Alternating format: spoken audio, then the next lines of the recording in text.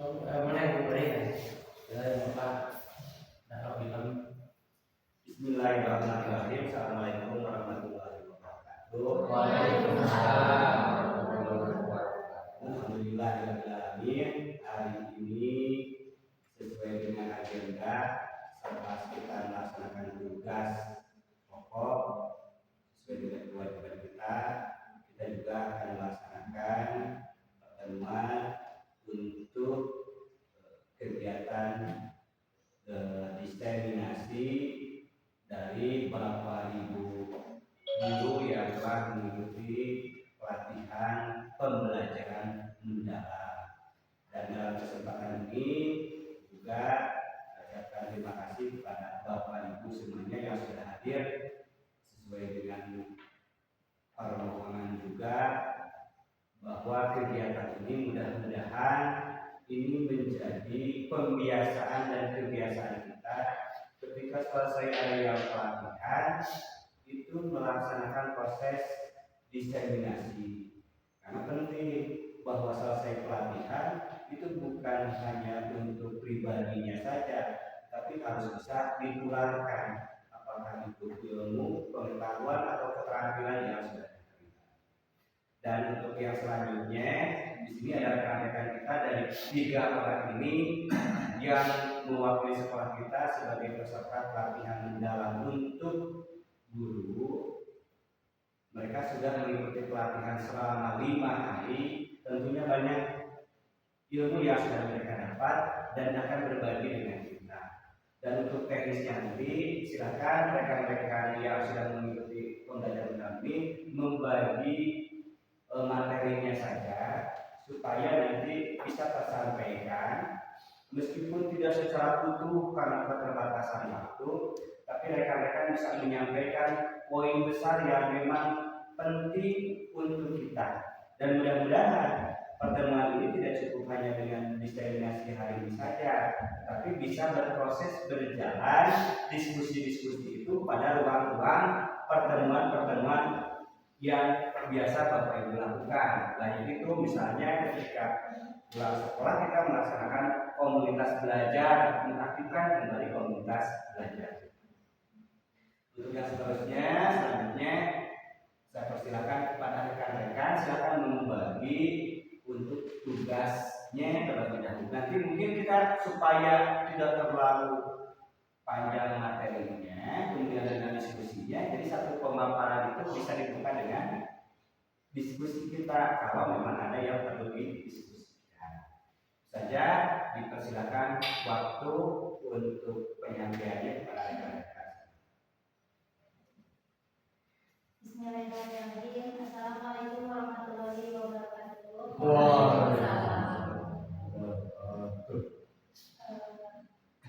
Bapak Ibu, di sini saya akan memaparkan hasil pelatihan tentang pembelajaran mendalam.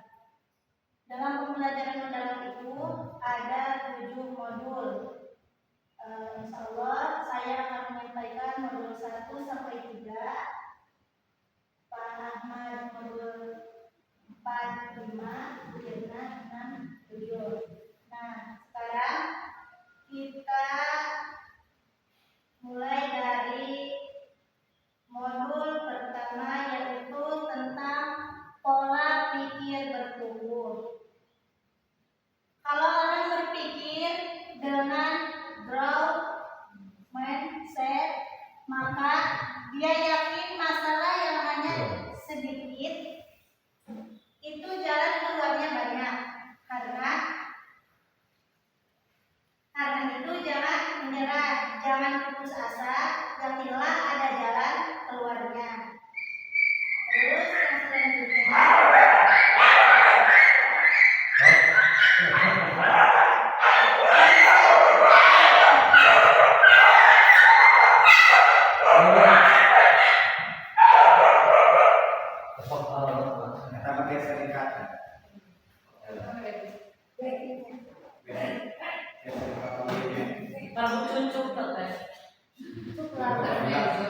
Pak Ahmad juga pasti balik dengan gagal lagi.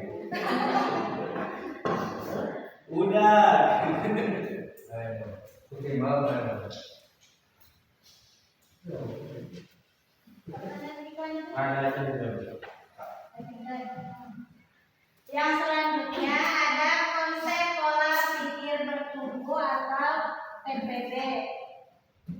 Pola pikir mempengaruhi tindakan dan hasil. Terdapat dua jenis. Yang pertama, pola pikir tetap atau PPT.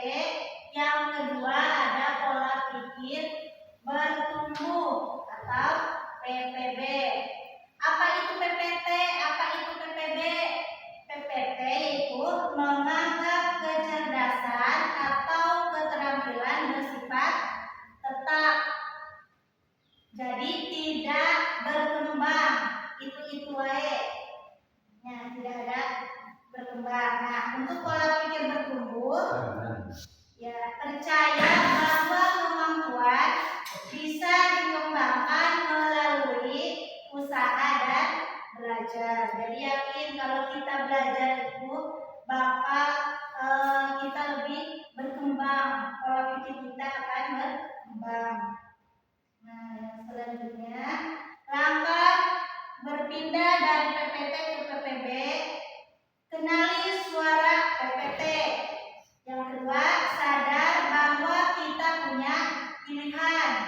Yang ketiga, ubah suara PPT menjadi suara PPB. Bertindak berdasarkan suara PPB. Ya. Nah, nah, lihat Ibu, Bapak Ibu. Ada suara pola pikir tetap, ada suara pola pikir bertumbuh. Suara pola pikir tetap. Nah, kalau saya gagal berarti saya tidak mampu. Nah, itu untuk berpikir tetap.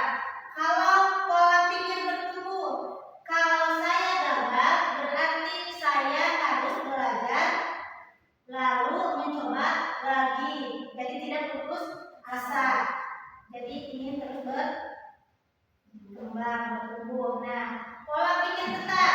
Saya akan menolak saat menerima tugas yang belum pernah saya kerjakan. Sebab resiko untuk gagal akan besar. Nah, untuk pola pikir bertumbuhnya, saya akan menerima pekerjaan yang belum pernah saya kerjakan, sebab ini adalah peluang untuk belajar dan mengembangkan potensi diri. Nah, untuk pola pikir tetap, saya hanya bagus dalam bidang tertentu saja dan tidak untuk bidang lainnya. Untuk pola pikir bertumbuhnya, saya bisa belajar apapun juga yang saya mau, termasuk hal-hal yang sangat sulit sekalipun. Terus, ada 4 kerangka pembelajaran mendalam. Yang pertama, praktik pedagogis, lingkungan pembelajaran, kemitraan, pemanfaatan. Praktik pedagogis mendorong eksplorasi ide dan problem solving. Yang kedua, lingkungan pembelajaran. Ciptakan budaya belajar yang aman dan kolaboratif. Yang ketiga, kemitraan pembelajaran. Bangun kepercayaan antara guru, murid, orang tua. Yang terakhir, pemanfaatan digital, yaitu kolaborasi manusia dan teknologi. Terus ada pengalaman belajar dan PPB, yaitu ada 3. Yang pertama, memahami. Yang kedua, mengaplikasi.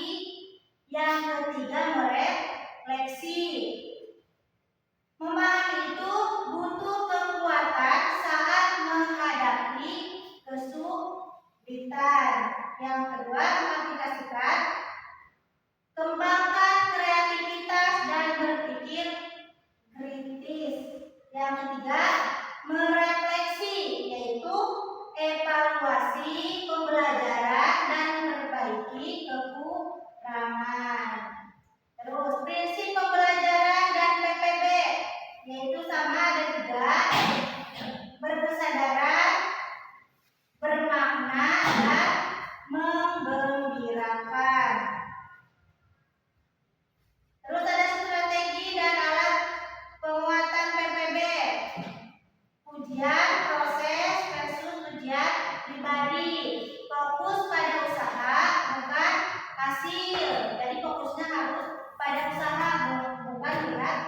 hasilnya. Jadi usahanya yang dilihat. Nah, ada produktif failure, belajar dari kesalahan. Harus belajar dari kesalahan. Yang selanjutnya ada target. Target tambahan atau belum untuk membuka peluang. Harus mempunyai target. Terus yang selanjutnya PPB dan kreativitas. PPB mendukung siklus literasi, kreativitas, inovasi melalui proses mencoba, memperbaiki dan menciptakan. PPB dalam penguatan karakter, mendukung pengembangan karakter, performa, prestasi dan moral, berbuat baik, serta integrasi nilai ke dalam pelajaran.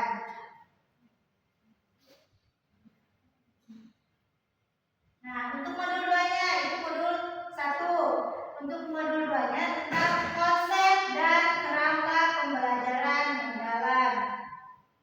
Prinsip pembelajaran mendalam: berkesadaran, sadar tujuan belajar, termotivasi, bermakna, relevan dan bermanfaat, menggembirakan, menyenangkan dan memotivasi. Pengalaman belajar ada memahami, mengaplikasi, merefleksi.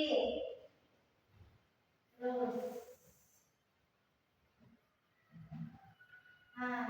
dimensi profil lulusan ada berapa? Ada 8. Yang pertama, keimanan, kewargaan, penalaran kritis, kreativitas, kolaborasi, kemandirian, kesehatan, dan komunikasi. Nah, untuk kerangka pembelajaran ada 4.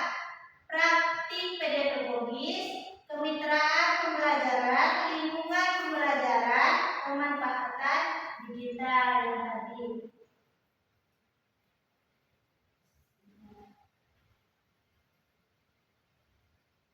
Nah, modul 3.1 prinsip pembelajaran mendalam. Ada 3 prinsip utama. Yang pertama, berkesadaran, sadar tujuan belajar, regulasi diri, strategi belajar, pembelajaran sepanjang hayat. Nah, bermakna, konseptual, relevan, melibatkan isu nyata, lintas bidang, pembelajaran terhubung dengan kehidupan. Yang terakhir, menggembirakan, positif, menentang, menyenangkan, motivasi intrinsik, momen, ruang ekspresi, minat dan bakat. Nah, ada diterangkan melalui olah pikir atau intelektual. Ada olah hati, etika, olah rasa, estetika, olahraga, kinestetika.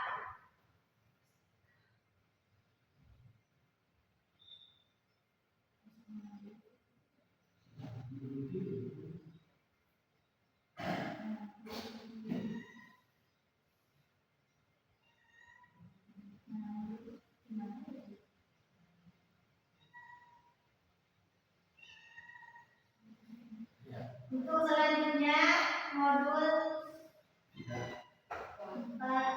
5.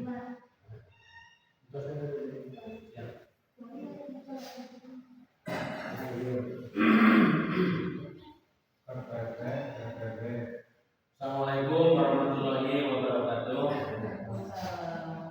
Pertama-tama saya ucapkan terima kasih kepada rekan-rekan semua yang sudah bisa mengikuti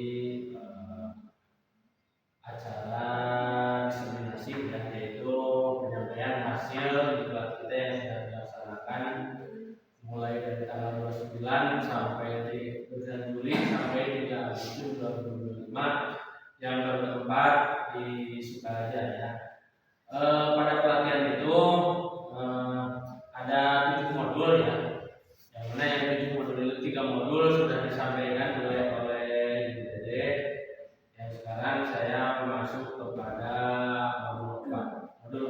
ya.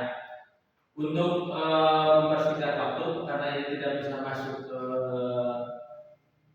InFocus ya, mungkin saya langsung saja di laptop ini dibacakan dan Bapak Ibu silahkan menyimaknya. Dan nanti setelah ini kalau lancar ya nanti ada contoh sesuai dengan modul yang saya sampaikan. Baiklah, saya mulai modul 4 yaitu pelajaran mendalam tentang asesmen ya. Jadi di setiap pelajaran itu harus ada asesmen ya. Ya langsung saja kenapa harus ada asesmen ya? Ya, tujuan modul ini adalah memahami konsep pembelajaran mendalam dalam konteks asesmen, menerapkan strategi asesmen untuk mendorong pembelajaran bermakna, dan yang ketiga mengintegrasikan asesmen formatif dan sumatif untuk memperbaiki proses belajar. Selanjutnya konsep pembelajaran mendalam ya.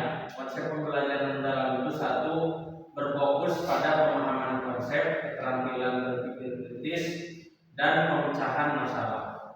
Yang kedua, menekankan keterlibatan aktif peserta didik, dan yang ketiga menghubungkan materi dengan konteks kehidupan nyata. Selanjutnya, peran asesmen dalam pelajaran mendalam, yaitu yang pertama mengukur pencapaian kompetensi secara menyeluruh, yang kedua memberikan umpan balik yang konstruktif, dan yang ketiga membantu guru menyesuaikan strategi pembelajaran. Yang selanjutnya jenis-jenis asesmen, yaitu satu, asesmen formatif dilakukan selama proses belajar untuk memantau kemajuan. Yang kedua, asesmen sumatif dilakukan di akhir untuk mengukur capaian belajar. Dan yang ketiga, asesmen diagnostik mengidentifikasi kesiapan belajar peserta didik. Selanjutnya, strategi asesmen yang efektif ya. Satu, gunakan instrumen asesmen yang beragam, yaitu tes, proyek, dan portofolio. Yang kedua, melibatkan peserta didik dalam penilaian diri dan teman sejawat. Yang ketiga, berikan umpan balik yang spesifik dan tepat waktu. Yang selanjutnya, tantangan dan solusi. Tantangan itu waktu terbatas ya, beban administrasi tinggi. Yang kedua, solusi, gunakan teknologi untuk efisiensi dan kolaborasi. Dan penutup ya dalam asesmen ini, asesmen adalah bagian integral dari pembelajaran mendalam. Asesmen yang tepat membentuk pembelajaran yang mandiri dan kritis. Itu modul yang pertama, yaitu dari asesmen. Saya lanjutkan dengan modul 5 ya, BM5 modul 5 pembelajaran mendalam. Pengertian ya, jadi yang tadi itu perencanaan pembelajaran mendalam ya. Pengertian perencanaan pembelajaran. Proses, yaitu proses sistematis untuk merancang, mengorganisasi, dan mempersiapkan pengalaman belajar agar tujuan pembelajaran tercapai secara efektif. Dalam konsep pembelajaran mendalam, perencanaan diarahkan pada pembentukan pemahaman konseptual, keterampilan berpikir kritis, dan kemampuan memecahkan masalah. Tujuan perencanaan pembelajaran mendalam menghasilkan pembelajaran yang terarah dan bermakna, memastikan kesesuaian antara tujuan, materi, strategi, dan asesmen, mendorong keterlibatan aktif peserta didik dalam proses pembelajaran, dan yang keempat, mengembangkan keterampilan berpikir tingkat tinggi atau HOTS. Komponen perencanaan pembelajaran, kurikulum dan standar kompetensi, tujuan pembelajaran yang jelas dan terukur, materi ajar yang relevan dan konseptual, strategi pembelajaran yang efektif, instrumen asesmen yang valid dan reliable. Prinsip perencanaan pembelajaran mendalam berpusat pada peserta didik, berorientasi pada pembelajaran aktif dan kolaboratif, mengintegrasikan keterampilan ABA 21 mengacu pada diferensiasi pembelajaran, memanfaatkan teknologi pembelajaran secara tepat. Langkah-langkah perencanaan pembelajaran. 1. Analisis kebutuhan dan karakteristik peserta didik. 2. Merumuskan tujuan pembelajaran. 3. Menentukan materi ajar. 4. Metode dan strategi pembelajaran. 5. Menyusun rencana asesmen. 6. Menyusun RPP atau perangkat ajar lain. 7. Menyiapkan media dan sumber belajar. Contoh implementasi di kelas ya, ini mencontohkan misalkan mata pelajaran informatika, topik algoritma dasar, strategi project based learning, aktivitas siswa membuat program sederhana untuk memecahkan masalah sehari-hari, dan yang terakhir asesmen penilaian project, presentasi, dan refleksi. Kendala dan solusi. Kendala keterbatasan waktu, fasilitas, dan keterampilan guru. Solusi mengoptimalkan sumber daya yang ada, pelatihan guru, dan kolaborasi antar pendidik.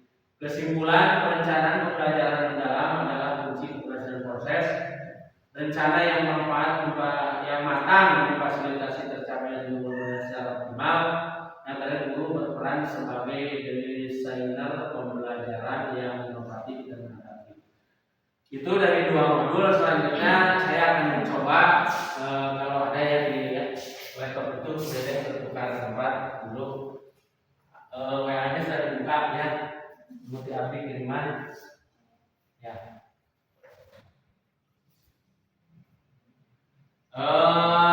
Saya akan sedikit memberi gambaran tentang tata cara perencanaan, penyusunan perencanaan pembelajaran.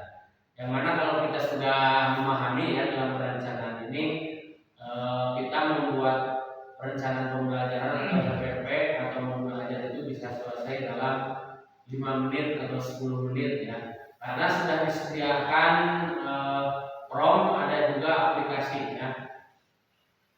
Yang pertama, untuk menyusun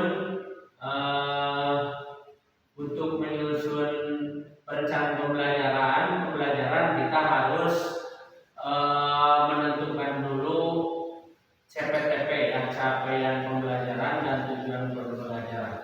Nah, untuk CPTP ini kita tidak asal menentukan, tapi sudah ditentukan ya oleh Dinas Pendidikan ya, data oleh Dikdasmen ya.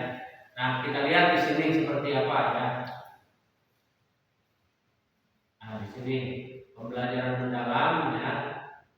Kita lihat ke bawah. Nah, ini ya. Nah, di sini nanti ini bisa disebar semua ya ke rekan-rekan untuk kalau kita mau membuat pembelajaran mendalam itu, perencanaan pembelajaran mendalam itu, kita ada langkah-langkahnya. Pertama, kita menentukan CP dulu, dan CP itu ada di sini ya. Nah, ini saya ambil contoh pendidikan Pancasila ya, untuk di sini ya. Nah, ini ya.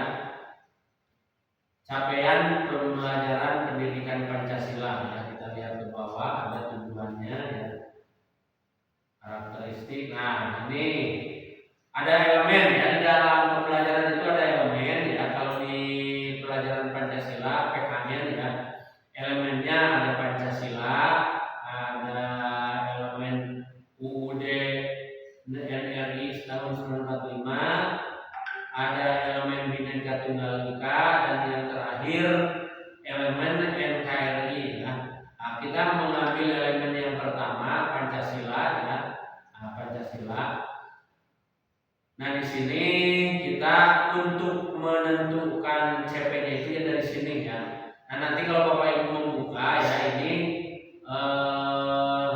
nanti diambilnya dari sini. Jadi memahami sejarah kelahiran Pancasila dan perumusan Pancasila, bendera negara, lagu kebangsaan, lambang negara Garuda Pancasila, dan simbol Pancasila beserta sila-sila Pancasila. Nah, ini kita ambil untuk tujuan pembelajaran. Nah, ini batasnya itu sampai titik koma ya, ada titik koma ya, kelihatan oleh semua.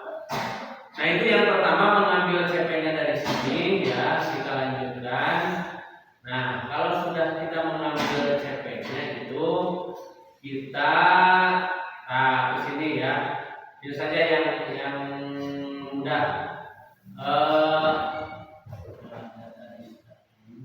Nah, kita ada dua ya, ada dua cara. Yang pertama melalui Canva dan ChatGPT ya. Ini mungkin hanya diperlihatkan saja ya. Nah, ini yang disebut prompt ya. Jadi prompt itu kurang rancangan, tetapi di dalamnya itu ada perintah ya. Ada perintah dan pola untuk nanti dibuatkan oleh ChatGPT, Canva atau begini ya. Nah, caranya bagaimana?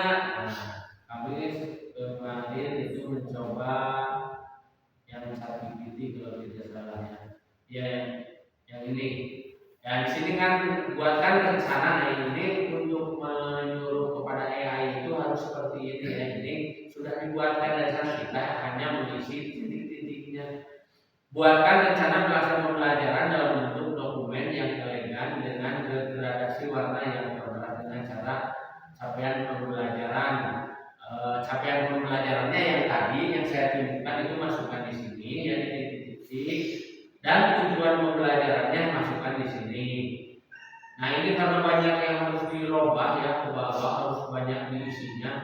Jadi ini silakan nanti yang itu bisa minta ke saya untuk membuat RPP ya. Ini banyak yang dirubah mengingat waktu ya. Kita mau prakteknya contohnya di sekarang di sini ya, di aplikasi. Nah, aplikasi ini untuk semua mapel selamat mencoba ya. Kita coba ya ini. Nah, ini kita tinggal memasukkan ya, untuk membuat RPP tinggal memasukkan nama guru, misalkan saya ya. Ya, seperti ini sangat mudah ya. Mata pelajarannya pendidikan Pancasila.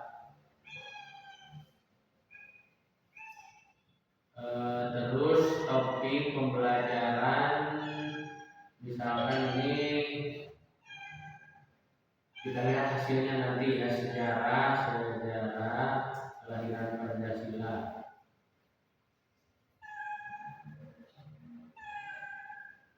Terus lebih spesifik ini misalkan latar belakang yang menjadi dasar lahirnya Pancasila.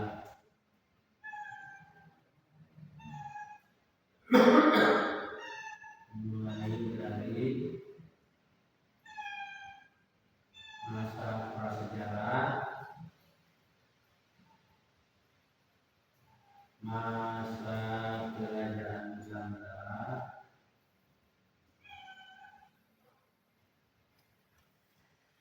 masa penjajahan, dan terakhir masa kebangkitan nasional.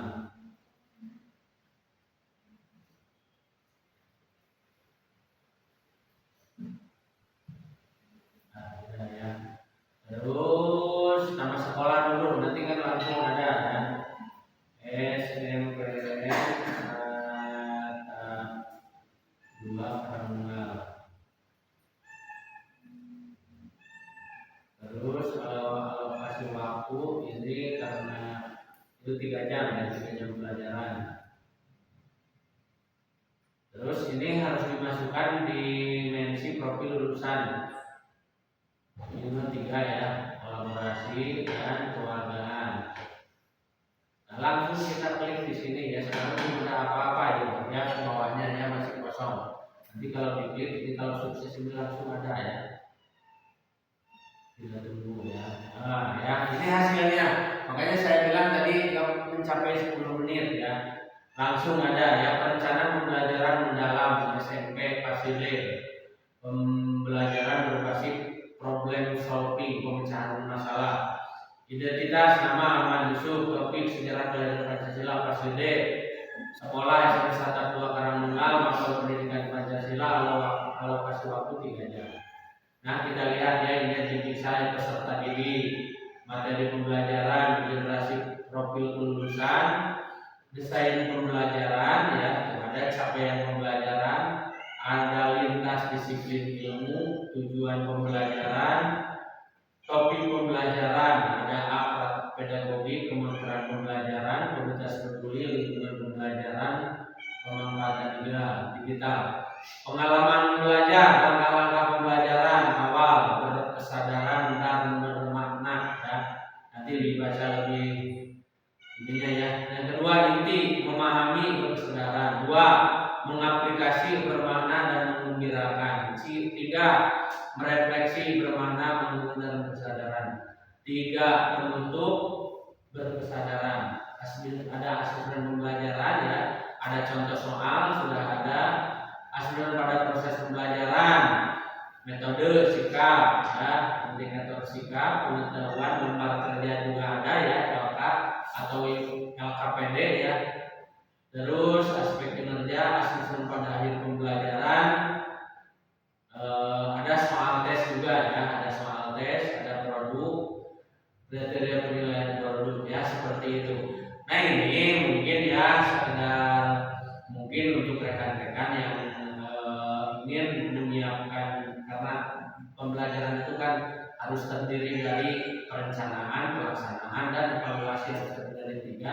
Ini salah satu perencanaan. Nah, untuk kita lebih meningkatkan kualitas pembelajaran kita kepada peserta didik, alangkah baiknya setiap kita mengajar itu membuat perencanaan. Jadi kita juga memang membuat perencanaan, tapi mungkin ada yang hanya membaca, mendengarkan ya, seperti itu. Nah ini mungkin untuk semua pelajaran bisa dilaksanakan, dan CPTN-nya tadi ada ya, untuk semua pelajaran nanti bisa dilihat.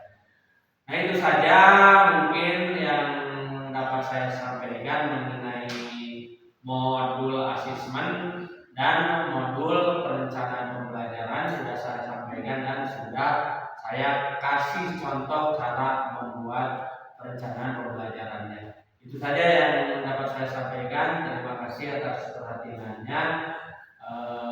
Nanti dilanjut oleh Ibu Irna modul 6 dan modul 7. Dari saya dicukupkan sekian. Terima kasih. Assalamualaikum warahmatullahi wabarakatuh.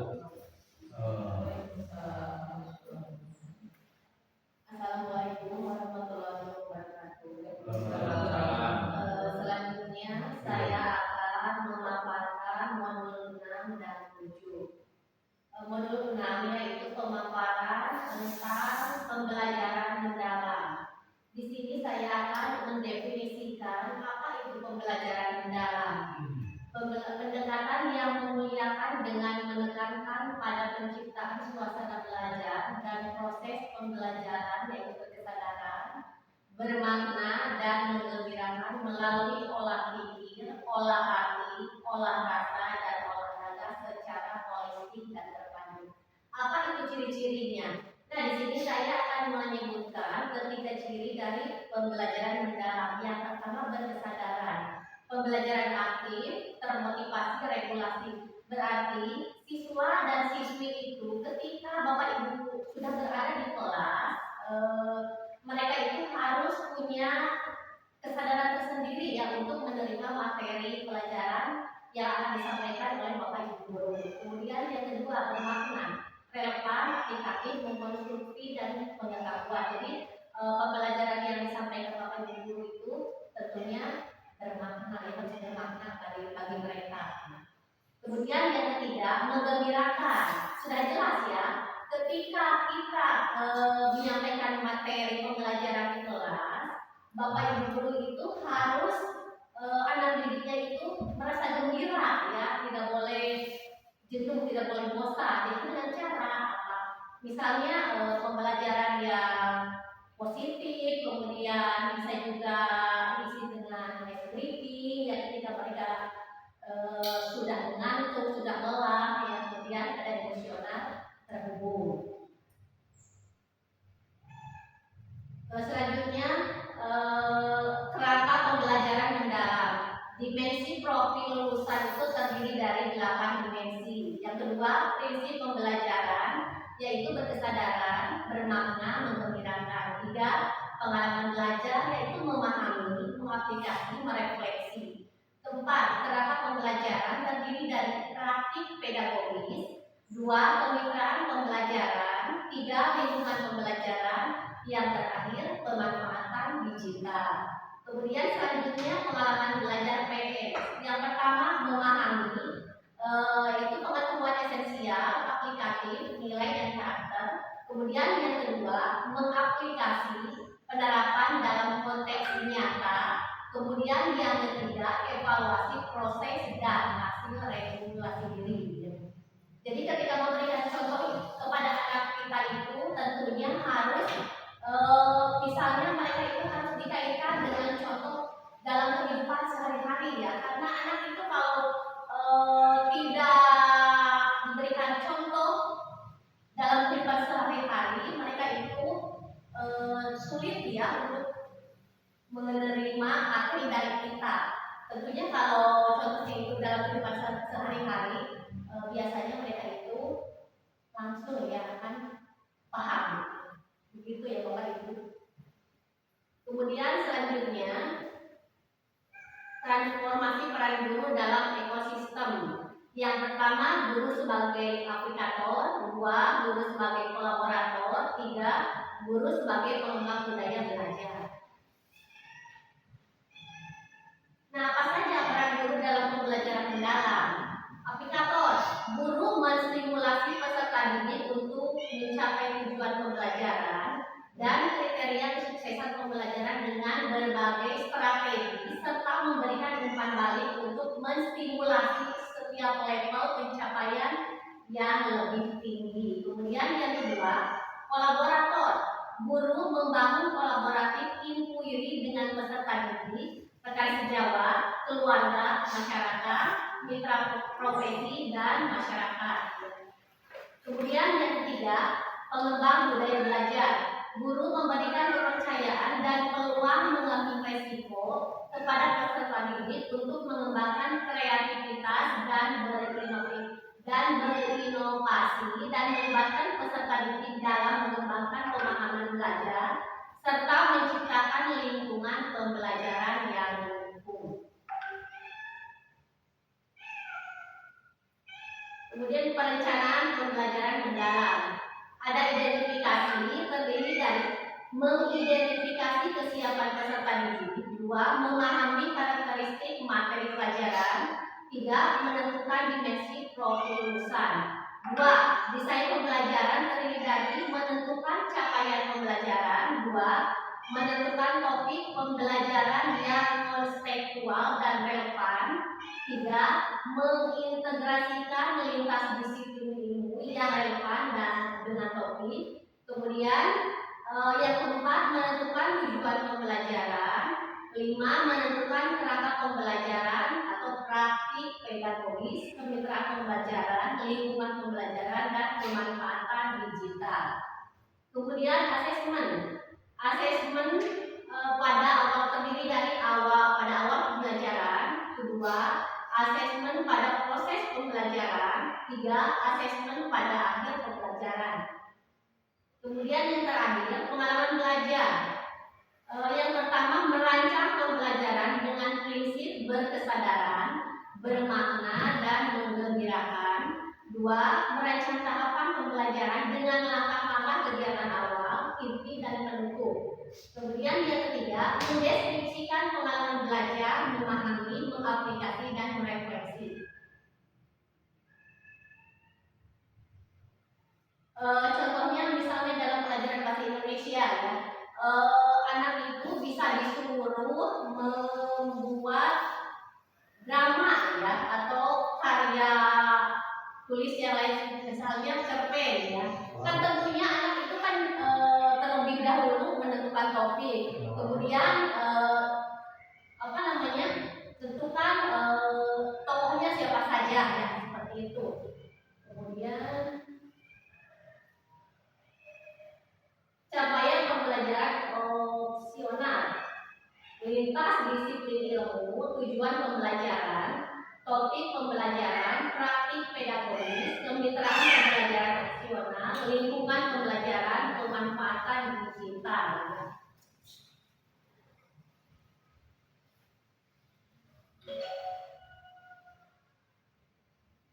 Dalam pengalaman belajar ada memahami, mengaplikasi, merefleksi.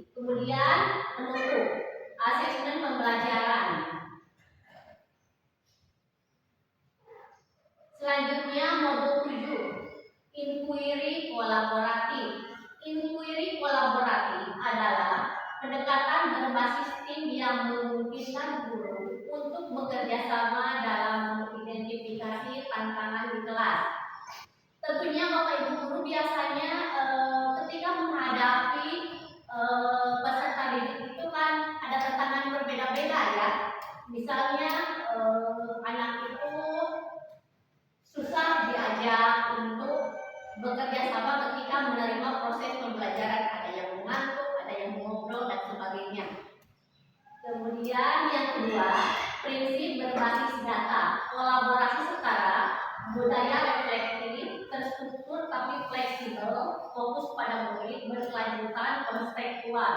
Kemudian yang ketiga, nilai utama, kepercayaan, keterbukaan, komitmen, dan kesetaraan.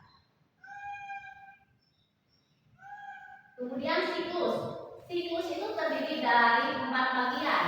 1. Akses, identifikasi kebutuhan murid, desain, perancang pembelajaran bermakna, implement, pelaksanaan dan observasi, kemudian measurement, reflect ya, atau pengukuran, refleksi dan perubahan. Contoh praktik nyata, kolaborasi guru merancang pembelajaran berbasis konteks, misalnya banjir. Di sini ada contoh penerapan inquiry kolaboratif di sekolah. Kasusnya sebuah SMP negeri di daerah pesisir Jawa Tengah menghadapi tantangan belajar yang cukup kompleks pada materi IPA tentang banjir. Sekolah ini memiliki murid yang berasal dari lingkungan yang sering terdampak banjir, sehingga materi tersebut sangat relevan dengan kehidupan sehari-hari mereka. Namun, guru-guru menyadari bahwa pembelajaran selama ini cenderung bersifat teoritis dan kurang mengaitkan materi dengan pengalaman nyata murid, sehingga minat dan pemahaman murid kurang optimal. Selain itu, suasana belajar sering terasa monoton dan kurang memotivasi murid untuk aktif berpartisipasi.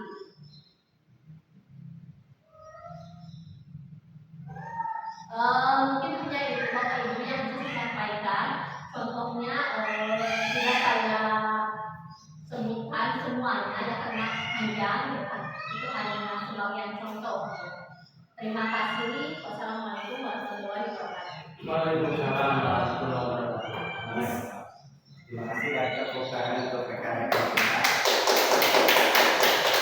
Jadi sebetulnya tadi sudah tergambar pada sesi diskusi di agenda teman-teman, tapi mungkin nanti disatukan saja melihat respon teman-teman sambil asik memperhatikan materi, karena ini memang teman-teman semuanya ini adalah materi baru ya yang dan hangat hari ini, dan kita sangat beruntung rekan-rekan kita itu langsung menjadi piloting. Artinya mereka menjadi orang yang pertama yang menerima materi secara langsung dan memiliki kewajiban untuk melakukan proses pengibasan. Dan tentu saja pengibasan yang paling dekat adalah kita. Setelah itu baru mereka harus melakukan pengibasan lagi di antara komunitas belajar lainnya, apakah itu di INGP dan lain sebagainya. Dan mungkin nanti silakan kalau memang ada yang perlu disampaikan oleh teman-teman terkait dengan apa yang disampaikan tadi, bisa kita diskusikan. Namun saya ingin memberikan penguatan terlebih dahulu terkait dengan pembelajaran mendalam ini. Ingat saja rumusnya. Kalau misalkan mau dibalik atau tidak, ya nggak apa-apa. Atau nggak usah kan mau di depan dulu, ada 8, ada 3, 4. Itu ada rumusnya. 8 itu adalah standar kompetensi lulusan atau profil lulusannya, dari mulai keimanan sampai dengan yang tadi disebutkan oleh teman kita itu sampai di komunikasi. Jadi sebetulnya ada yang bergeser dari profil belajar Pancasila yang kemarin 6 itu, hanya bahasanya saja yang sedikit berbeda, kontennya masih tetap sama. Kalau kemarin berkebinekaan global, ya hari ini apa? Sama berkebinekaan global. Atau yang kemarin ada yang sekarang keluar, gak gitu. Kalau semangat kebinekaan global hari ini adalah kewargaan. Cuma ditambah dengan kesehatan dan komunikasi. Ini sejalan dengan target Pak Presiden itu dengan kesehatan baru muncul anak-anak program dari perusahaan ini, anak-anak LBG dan lain sebagainya. Atau 7 kebiasaan anak Indonesia hebat dan lain sebagainya. Ditambah dengan komunikasi. Itu adalah yang kampanye yang disebut dengan profil lulusan. Tadi kalau masih diingat, kita minimal yang dasarnya itu 8-3 itu adalah prinsip pembelajaran mendalam itu ada tiga tadi itu yang mana yang tadi bebem berkesadaran bermakna menggembirakan ya berkesadaran mindful ya kemudian bermakna adalah mindful dan menggembirakan itu joyful. Jadi mindfulness dulu kan melatih konsentrasi supaya berkesadaran penuh. Mindfulness. Jadi ada mindful, ada mindful, kemudian meaningful dan terakhir ada joyfulnya. Itu 3. Lanjut 3 lagi itu adalah pengalaman belajar. Ya, ini kan melambung yang tadi. Ada prinsip, ada pengalaman mengajar belajarnya di pembelajaran mendalam itu 3. Jadi anak itu pastikan sudah melewati 3 pengalaman belajar atau belum di kelas kita. Apa? Yaitu mengenai memahami, mengaplikasi dan melakukan refleksi. Jadi memahami, mengaplikasi dan merefleksi. Yakinkan bahwa di tahapan pembelajaran di kelas kita itu ada 3 tadi. Pengetahuannya ada, keterampilannya ada, refleksi itu adalah bagaimana pengalaman belajar itu diperoleh. Bapak Ibu saya pernah menyampaikan untuk refleksi itu jangan jauh-jauh, banyak sebetulnya tipe refleksi. Saya sering yang paling mudah saja 4F saja. Kalau kita melakukan refleksi itu yang pakai yang 4F. Kemudian finding, future dan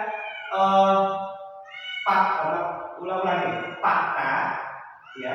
Oke, bahasa Inggrisnya nggak mungkin. Fakta, pengalaman belajar. Kemudian lagi adalah masa depannya, berarti future-nya fakta, pengalaman belajar atau pilih itu adalah pilih itu adalah saat. Jadi ada fact, finding, pilih dan future. Jadi kalau mau merefleksi itu apa? Satu, apa sih yang sudah kamu terima? Fact. Bagaimana perasaan?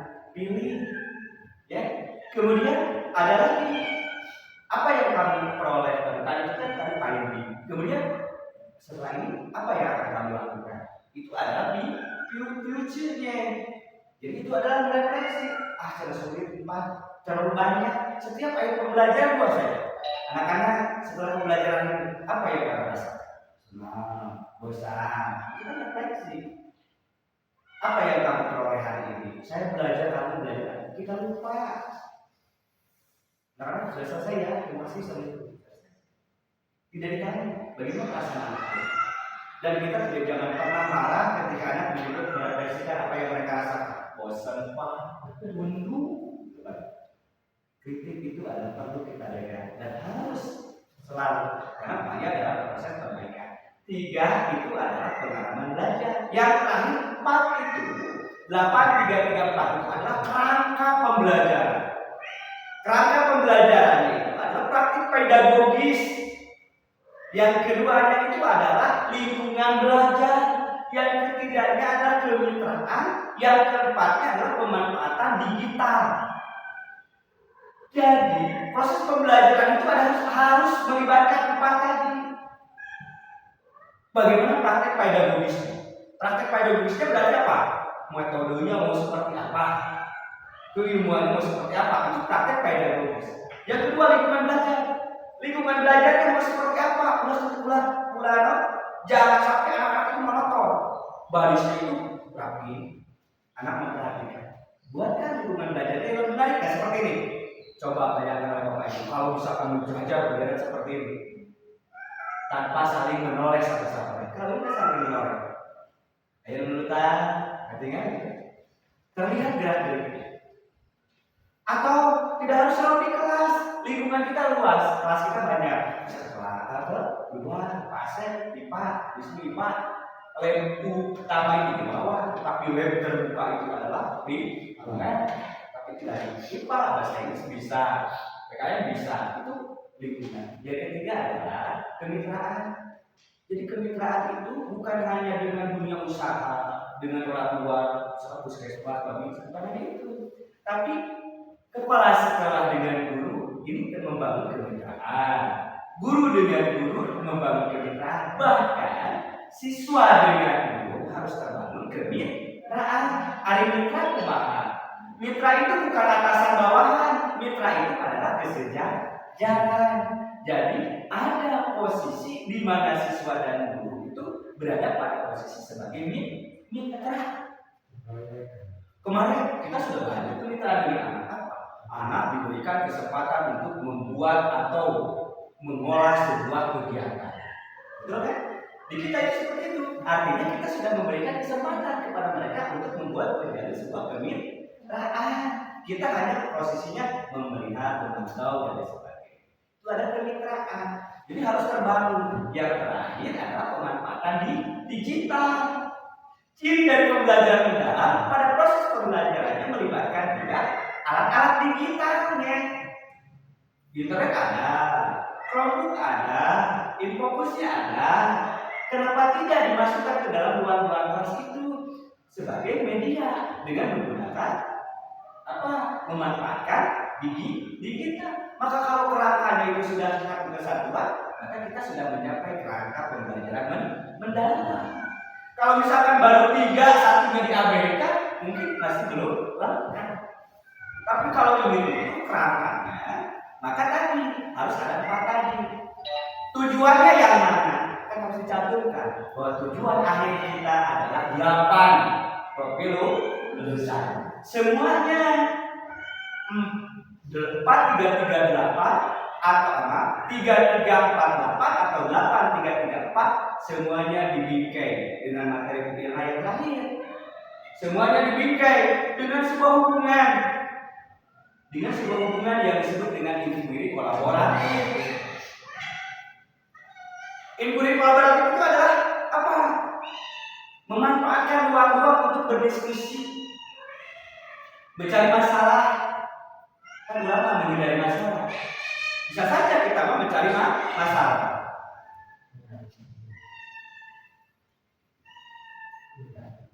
Ketika ada masalah, maka kita bisa melakukan inquiry kolaboratif. Tadi Bu Ira sudah mencontohkan ada isu yang bisa dijadikan bahan inquiry kolaboratif. Bahwa inquiry kolaboratif itu bentuk bagaimana kita melakukan proses yang tadi dengan posisi inquiry kolaboratif. Yang pertama, lakukan yang disebut dengan akses identifikasi. Yang kedua, lakukan proses yang kedua itu dengan desain ya. Akses, desain. Baru kemudian yang berikutnya adalah measure, bahkan sampai ke change. Sampai change itu adalah merubah. Jadi polanya seperti ini. Jadi kalau mau membuat sebuah inquiry kolaboratif, identifikasi dulu, rancang sebuah kegiatannya, lalu yang ketiganya itu adalah lakukan. Lakukan itu berarti apa?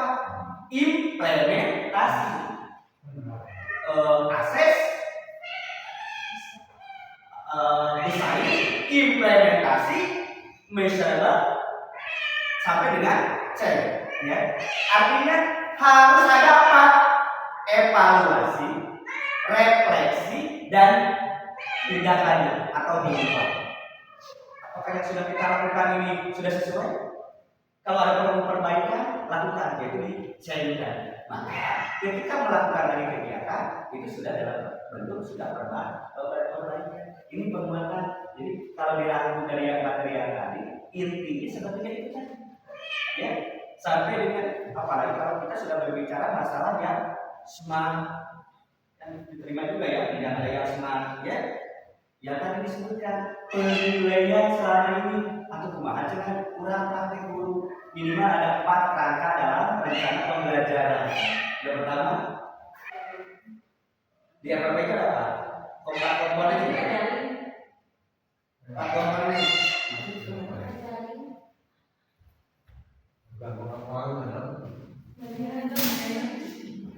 Yang di RPP itu partnya itu apa saja? Satu.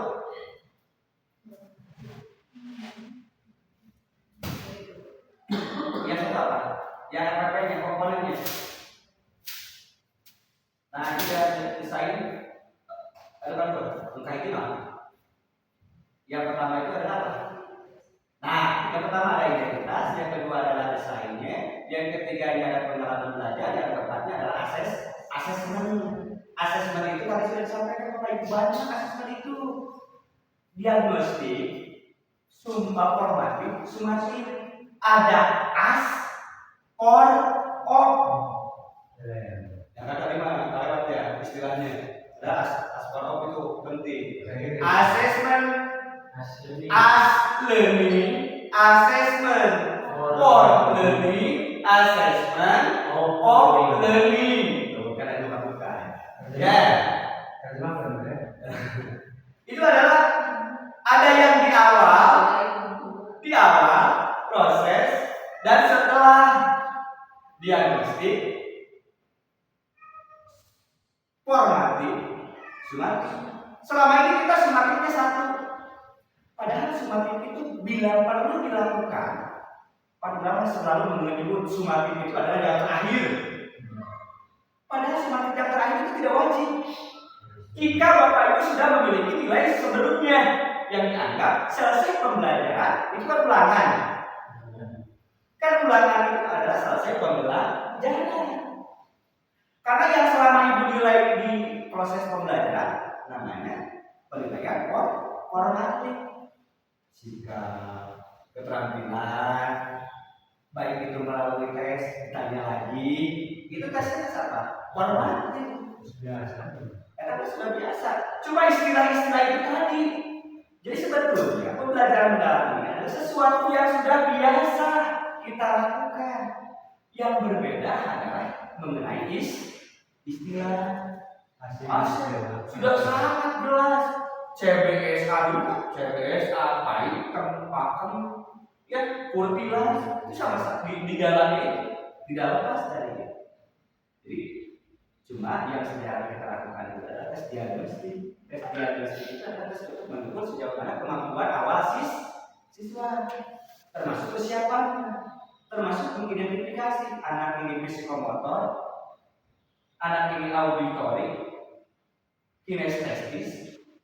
Ya, ada yang kan kita lupa anak itu sama kan, pokoknya nama resep terima itu, nggak bisa ngajar lagi, pokoknya gini aja. Kan ada anak yang sukanya melihat, ada yang sukanya mendengar, ada yang sukanya bergerak,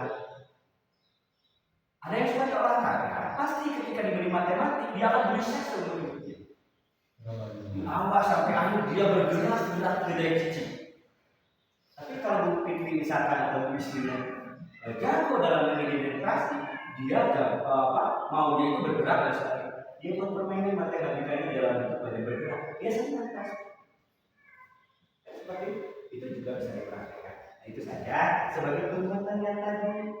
Dan tentunya tadi sudah dimudahkan Bapak Ibu. Jadi kita sekarang tinggal ATM, amatir itu modifikasi. iKamarima biasanya kita mendownload, berubah remake. Hari ini kita bisa mendesain sendiri dengan prompt-nya. Mau menggunakan ChatGPT, nanti prompt-nya tinggal dibagikan saja. Prompt-nya Bapak Ibu, prompt-nya itu tinggal di-share Bapak Ibu poin pentingnya. Biarkan mereka bekerja. Atau melalui Canva, Pernah mencoba dengan Canva AI ini? Masukkan formnya saja. Cuma Canva-nya entah bisa di-download atau tidak hasilnya. Bisa. Kalau bisa di-download itu kan sudah berbentuk, bahkan tampilannya itu sudah bagus, tidak monoton seperti ini. Jadi sudah desain.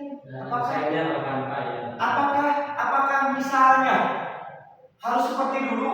Nah, rapi kayak roman gitu. Enggak, Bapak Ibu. Jadi sekarang tidak ada kemampuan seperti itu. Kecuali karya-karya tulis yang bersifat permanen, eksis, skripsi, lagi begitu mendatang masih ada aturan dan sebagainya. Kalau yang lainnya ya sah-sah saja.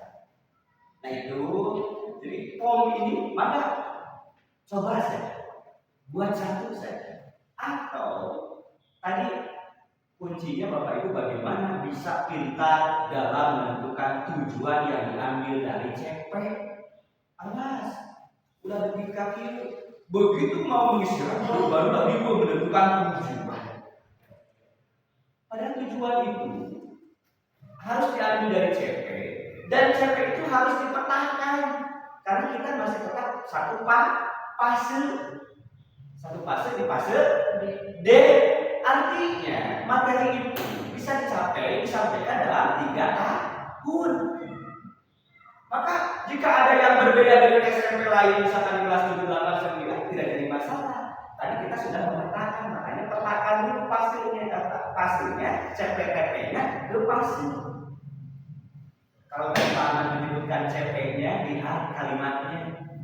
Kalau ada memahami, mengaplikasi, menjelaskan, mempraktekkan, itu bisa menjadi satu tujuan. Nabi Pak CP di lalu dibaca ayat itu, tapi tidak perlunya ditambah mau jadi 8 boleh. Artinya ada pendalaman, tapi tidak menghilangkan yang pokok. Udah lebih kafir.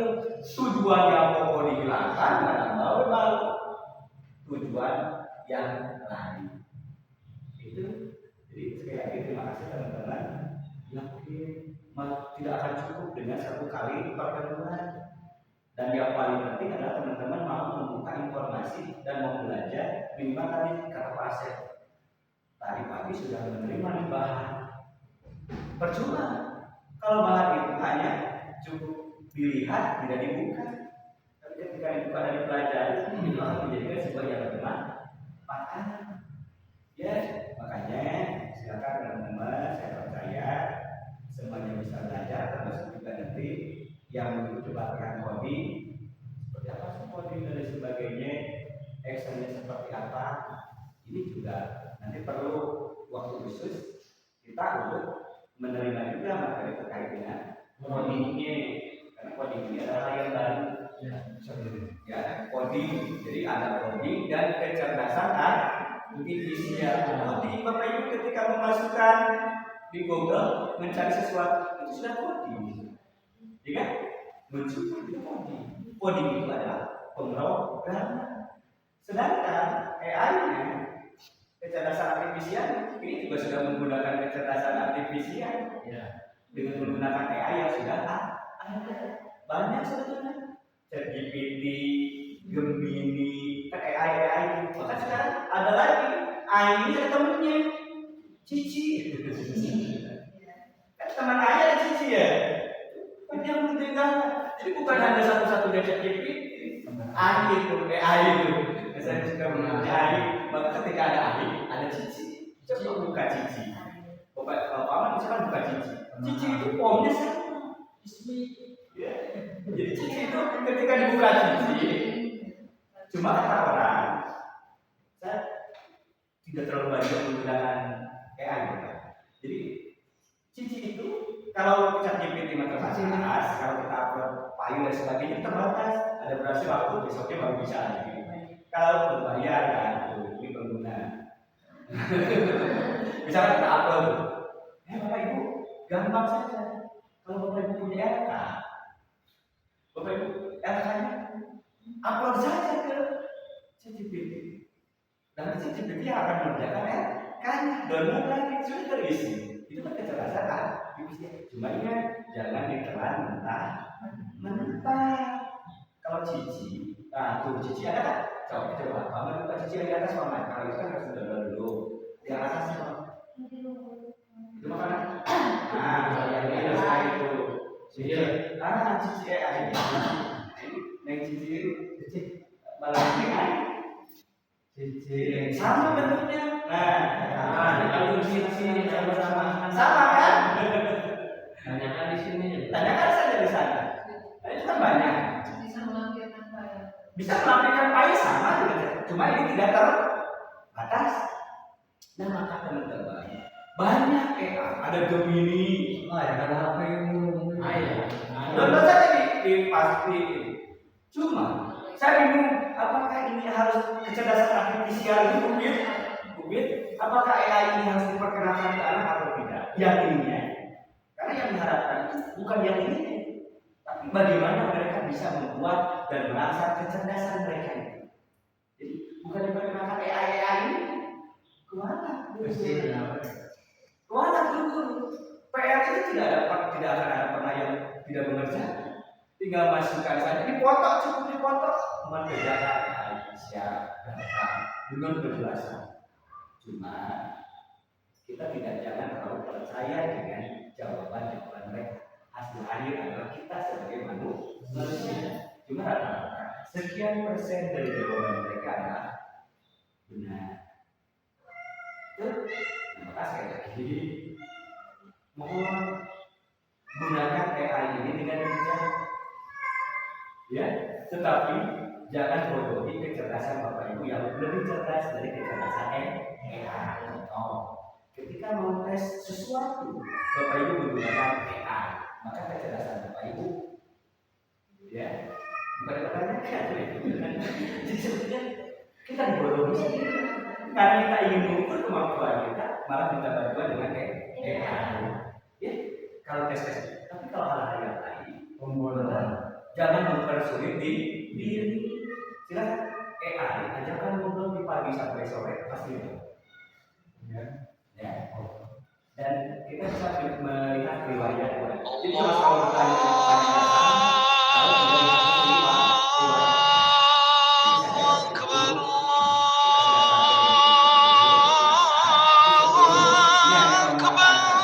bukan berarti melebih-lebihkan yang tadi, tapi hanya merangkum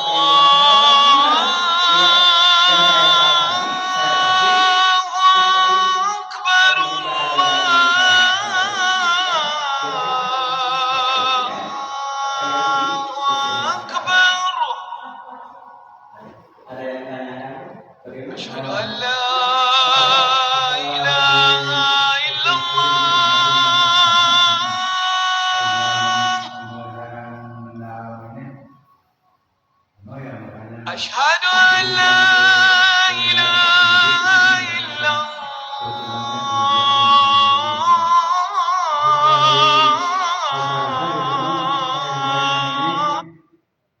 kebanyakan hampir dalam 60% tulis abrik saya punya sedikit pengalaman.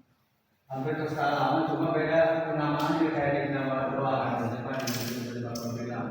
Karena sosial sekarang mau semuanya mancing bola kita dengan bahasa itu waktu itu terus menggunakan penawar tiba-tiba gembira waktu itu.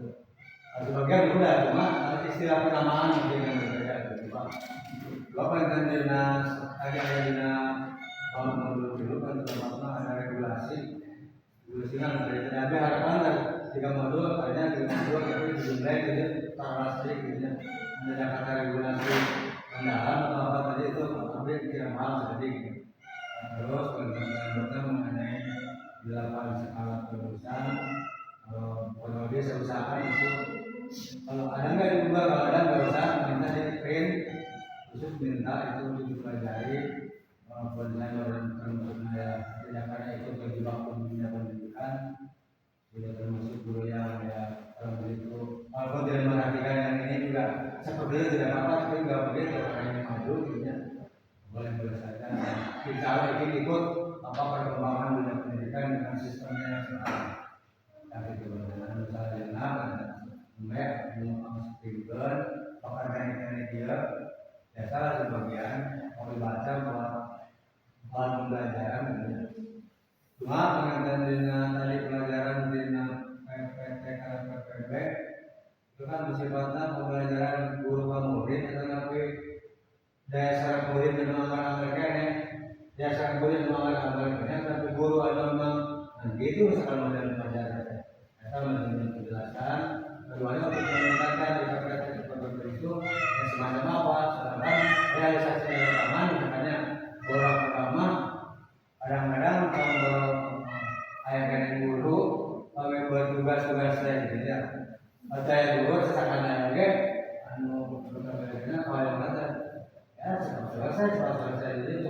memberikan semangat belajar melalui kegiatan dia terus berencana kembali di itu berenang saya langsung barangkali cuma ada pengalaman kemarin selama itu untuk meningkatkan berikan semangat belajar siswa dan mereka karena itu adalah ada di salah satu kita ini Siap. Aturan pasal ini ada kemasan yang pertama ini terkait dengan pengalaman belajar. Pasal di sini senior pasti mengalami berbagai kurikulum. Masuk pahaman juga mungkin belajar dulu kurikulumnya apa. Memang bukan pembelajaran konsepnya itu sama, tapi ini pendalaman. Saya pernah menyebut itu kiblat kita mau kemana sekarang? Kiblat kita hari ini adalah kiblat kita ini kemana? Kiblat kita hari ini ke Solo, ya. Kiblat hari ini kita ke Solo. Kalau dulu kita kiblatnya ke Jogja.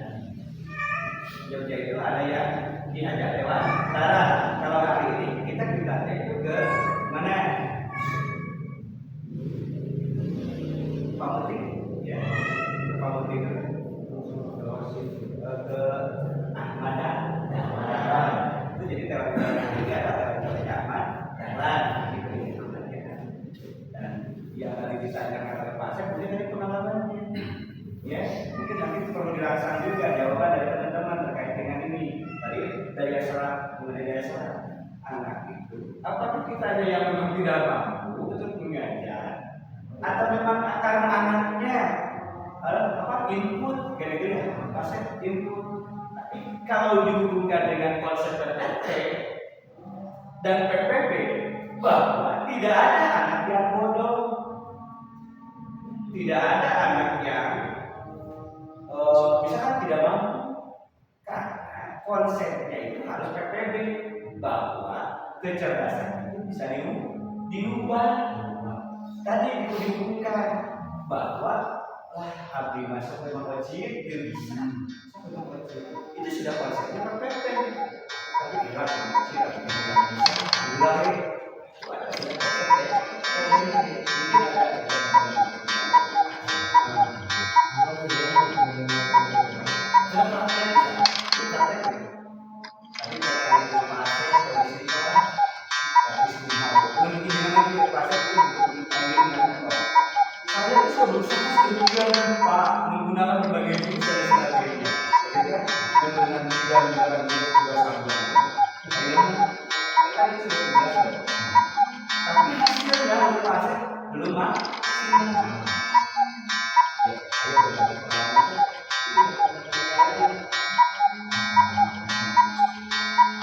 Apa yang sudah dilakukan?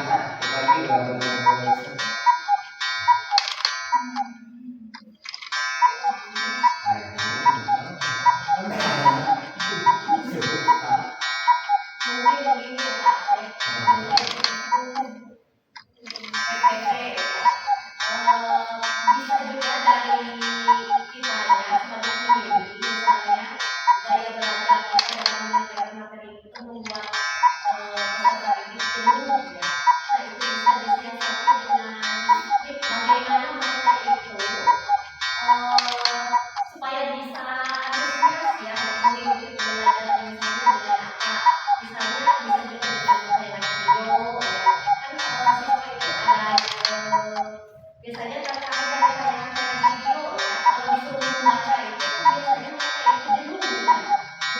disebutkan dari tayangan video.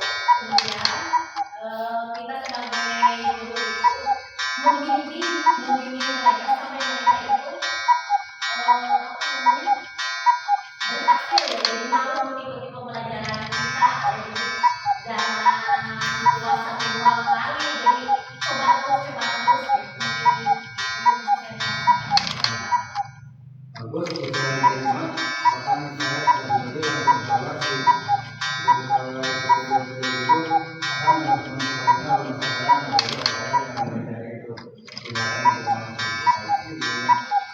aku jalan ada yang menanyakan lalu apa yang kita terima pada dari baju kita adalah ya kalau itu terima boleh Kita melihat kemauan anak kita dalam situasi itu berbeda-beda. Jadi mungkin dari kita dulu ya itulah kita tidak menonton merasakan agar kita itu semangat belajar dan punya apa kayak cara menjalani ilmu yang benar yang lainnya dengan kesehatan ya terima kasih.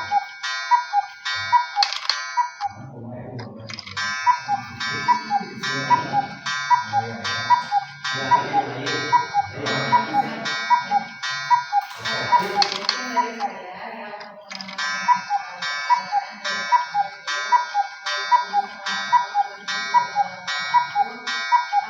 mungkin yang pertama itu dari dirinya kita sendiri. Jadi setiap kita datang ke kelas itu kita persiapkan dulu diri kita. Kalau saya tidak datang ke kelas, jadi punya sebanyak apapun masalah ya di luar itu, kita harus datang ke kelas itu tetap dalam keadaan fresh, mukanya happy. Jadi itu akan apa ya? Jadi chemistry tersendiri ke anak-anaknya, jadi bawa happy juga ke anak-anak juga nanti ketika kita datang ke kelas. Keadaan kita yang masuk gitu ya, bukannya gitu ya, berpengaruh juga ke anak gitu buat belajar. Kemudian selain itu betul juga kata Ibu tadi bahwa apa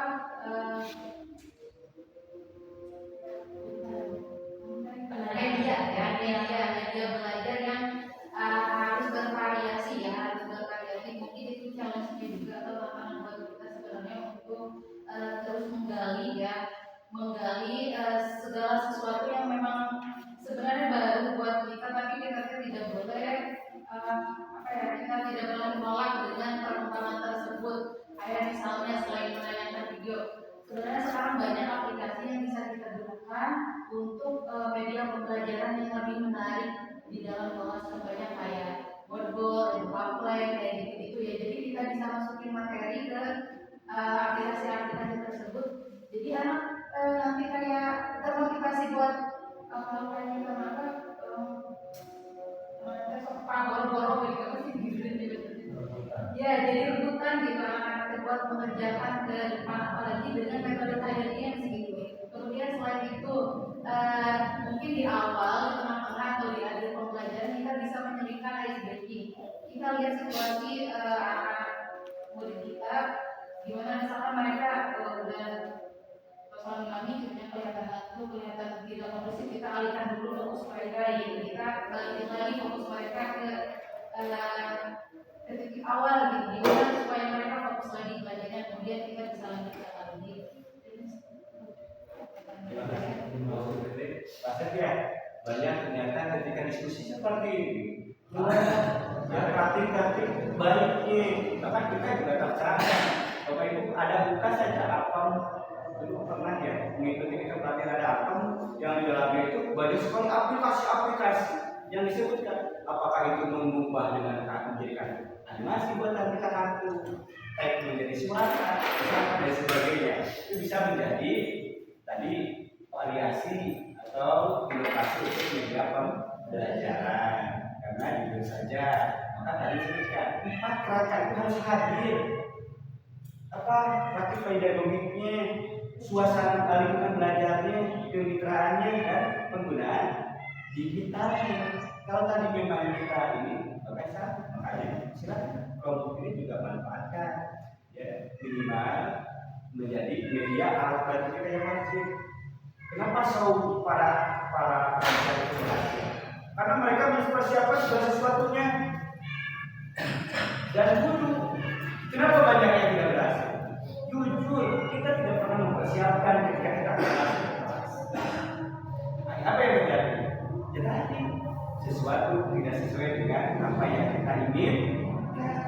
Karena tidak di skenario seperti asal malaiku sampai ke waalaikumsalamnya tidak di konsep. Coba Bapak Ibu coba buat di konsep dari asal malaikum sampai waalaikumsalam. Kemudian Bapak Ibu refleksi, apakah ada berbeda atau tidak dengan yang biasa Bapak Ibu lakukan? Suping, duduk-duduk, langsung nyala, siap, keras, tanpa konsep, dan baik. Ibarat tiga perangkat di dalam lautan, dan itu selesai. Itu ya kita memang jauh dari budaya Bapak Ibu, sulit, tapi minimal kita sudah memahami saja dulu dan mau menerima. Kalau sudah mau memahami dan menerima, berarti ada niatan kita untuk apa? Mengimplementasi dan melaksanakan.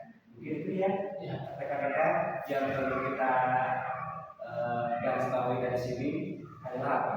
Perlunya kita selalu melakukan proses berbagi praktik bagi. Terima kasih Pak Asep sudah membuka pintu untuk bagaimana rekan-rekan ini berbagi. Itu kepintaran orang baik seperti bagaimana merefleksikan apa yang sudah kita lakukan dan kita berbagi di forum. Tidak dibatasi di forum ini, mudah-mudahan besok atau seterusnya forum ini selalu ada. Luar laris, ya. Dan ini juga positif. Umpama juga mau tidak mau, maka harus memahami kondisi hari ini. Kalau pembelajaran hari ini seperti ini ya. Itu ya teman-teman ya. Kalau memang dianggap cukup, terima kasih kepada rekan-rekan kita yang sudah mengikuti pelatihan pembelajaran mendalam. Besok mereka akan OJT lagi, kemudian mereka akan melakukan proses pendalaman materi terakhir dengan dirinya. Mudah-mudahan kita dengarkan lagi bagaimana proses pengalaman belajar. Ingat teman-teman, saat ilmu dari sekian banyak teman-teman dan fasilitator supaya bisa dibagikan ke saja yang kita cukup ya. Kalau memang dianggap cukup, terima kasih sekali lagi. Mohon maaf atas waktunya. Mudah-mudahan kita selalu memberikan kesehatan. Tugas utama kita fokus bahwa kita ingin anak-anak kita menjadi anak-anak yang cerdas dan berkah. Itu saja. Terima kasih. Assalamualaikum warahmatullahi wabarakatuh.